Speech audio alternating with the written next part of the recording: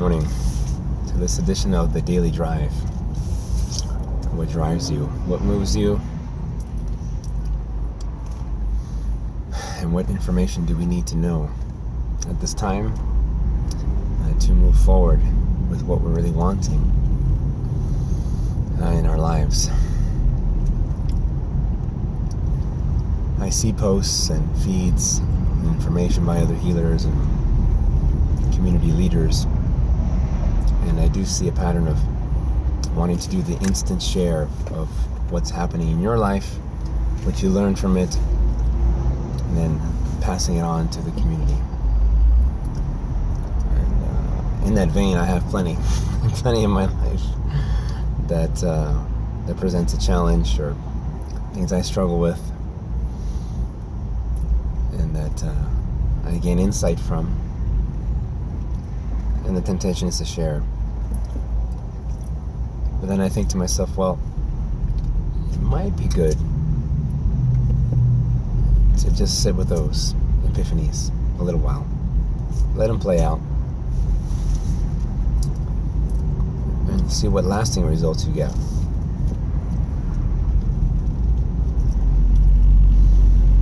For example, the interaction between parents and children, and specifically the contentious interaction between parents and children, specifically with listening and hearing and heeding. And as parents and as authority figures, we expect compliance from our children. We expect them to listen, follow instructions, to give us the respect we deserve. But then that also puts the onus on us to give them the same respect and the same listening, and the same heeding. We heed their desires, we heed their call.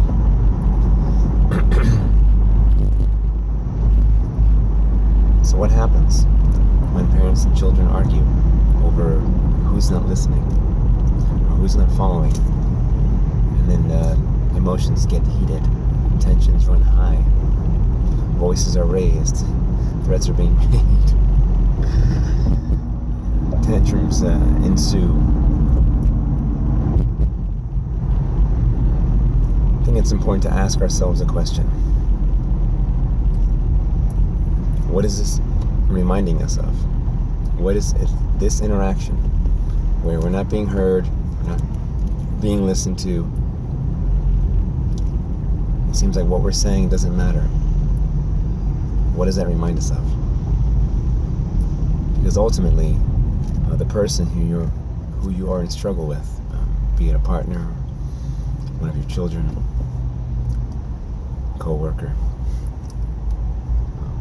oftentimes what's being contested is not really the real issue, as we may have heard many times before. What you're arguing about is never really what you're arguing about. It's not really the issue. But it's about what's beneath, what's lying underneath. And in recent teachings that I've absorbed, I like to share that whenever you have a strong reaction to someone or to something, some circumstance, it's because it's reminding you of something that's unresolved within you. It's reminding us of something that's unresolved within us. So we can do one of two things. We can demand compliance from the person we're having a conflict with, or, as my friend Hal Martin says, stop, breathe, and smile. Maybe you can't smile, but at least you can stop and breathe, which is two very key components into resolving conflict. Stopping and breathing. Tuning into what it is that the present moment experience is reminding you of, and what past trauma or past unresolved conflict is this an opportunity to heal.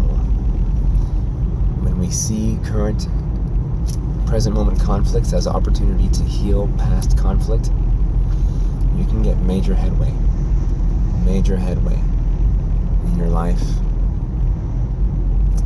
major headway in your relationships, major healing within. So once you heal within, it just reverberates into the perceived outside, because as you listen to other spiritual teachers, it's been said many times over by different spiritual teachers that there really is no out there. That what we're observing in the outside world really is not separate from the world inside, because there is an amazing, vast universe within, and that the outside, the perceived outside world, is just merely a reflection of what's happening inside. So if you're having strife with your partner, or your coworker, whoever it may be, and all it is, it's life holding up a mirror to you, saying,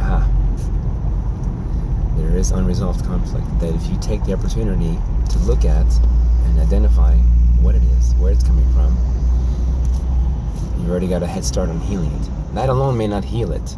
The observation, the awareness of it, you may need to do deeper work through counseling, meditation, breath work, counseling. I said that already. So there's going to be more work to do around it. You see, oftentimes we get angry at ourselves. Like a friend of mine, a dear friend of ours, she was in conflict with her children. She had just come from a healing session. She was so surprised, and she didn't say it in her own words, but I got the sense that there was a sense of disappointment after just having a healing session regarding family conflict. And there we go. The second, as with the case of these videos, there tends to be a synchronicity around the phone calls that come in. So stay tuned for part 2 on how to resolve family conflict.